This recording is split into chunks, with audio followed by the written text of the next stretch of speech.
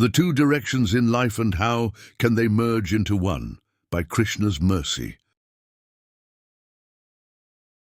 Jehi sarir ratiram son soi, adrahin sujan, Rudra deh tajine habas Vanara bhe Hanuman. In quote, an intelligent person has respect for the body which brings them attachment to Shri Rama. That is why Hanuman gave up his form of Rudra in order to be a Vanara. Dohavali 142.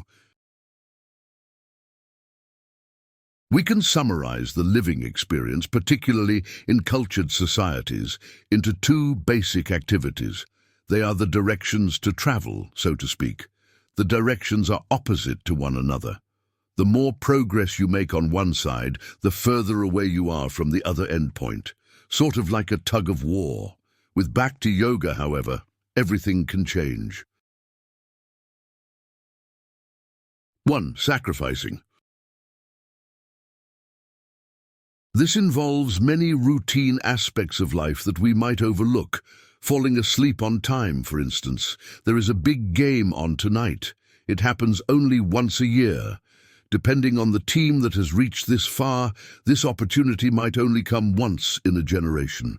I desperately want to stay awake. I want to give my full attention. The problem is that I have work in the morning. The meeting time is mandatory. I cannot afford to skip it. I do not have paid time off remaining. This means that something has to give. I will have to sacrifice my enjoyment in watching the game for meeting a responsibility the next day. The child sacrifices for 12 years and more in order to receive an education. They would rather be any other place than in the classroom. They consider school to be torture. It is like being sent to a prison facility. There are no freedoms. There is nothing to look forward to. It is only one misery after another. 2. Enjoying. This is the other direction. I sacrificed at the office today in order that I may relax at night. Sit down on the sofa and try to find peace. Talk to friends about meaningless events. Listen to their complaints about their colleagues. Perhaps plan the next family vacation. Think of new ways to enjoy. The two occur in something like a cycle. Sanskrit literature compares the fluctuation to a pendulum. I am swinging between enjoyment and renunciation, bhoga and tyaga. The intentional sacrifice is called yagya. The sacrifice is for a purpose. The pain has a paired gain, though it may not always materialize. When we speak of bhakti yoga as a discipline of spiritual life, it appears that everything in it is yagya. There is only sacrificing. The spiritual guide recommends the 4 regulative principles. Give up meat-eating, gambling, intoxication, and illicit sex. At the very least, try to minimize these activities in order to make the most advancement. Follow a routine of chanting the holy names.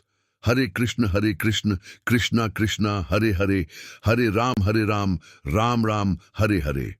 This is the pravritti, which is positive action. The things we stay away from, the avoiding of anarthas, is nivritti.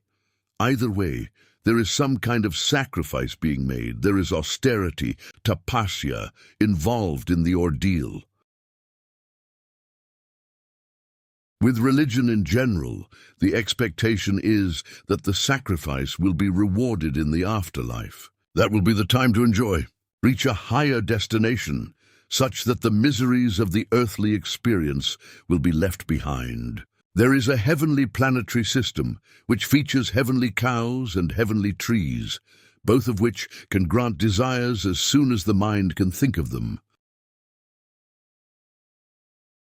The notable distinction with the bhakti yoga process is that the sacrificing actually turns into enjoying.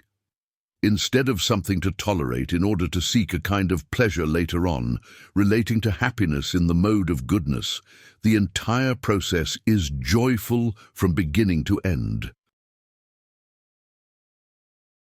Yat tadagre vishamiv pariname mritopamam tat sukham satvikam proktam atma buddhi prasad jam. Quote, that which in the beginning may be just like poison, but at the end is just like nectar, and which awakens one to self-realization, is said to be happiness in the mode of goodness. Lord Krishna, Bhagavad-gita, 1837. How can this be possible? Is this merely a lofty promise from a respected leader who wants us to correct our ways? Why would anyone find yagya to be enjoyable? How can it be something to look forward to, for instance?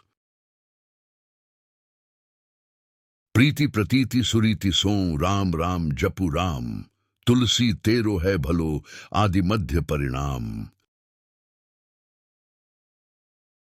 Quote, chanting Shri Rama's holy name with love, faith, and according to regulative principles will be beneficial for you from beginning to end, says Tulsi.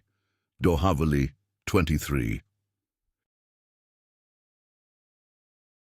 Goswami Tulsidas gives the reference to Shri Hanuman. Although he is Rudra, he prefers to stay within the visual manifestation of a Vanara. This is a monkey-like figure. Hanuman stays as a monkey. He chooses to live in the material world. This is his preferred form, since he can best stay within the bhakti yoga way of life. His supposed sacrifice is enjoyment, and that enjoyment simultaneously rescues countless souls from the cycle of birth and death across thousands of years. In closing, all obeisance is paid, untold sacrifices made, such that later on to see only an afterlife to be. But bhakti a different way, merging of two paths at play, enthusiasm for yagya displaying, like Hanuman in this world staying.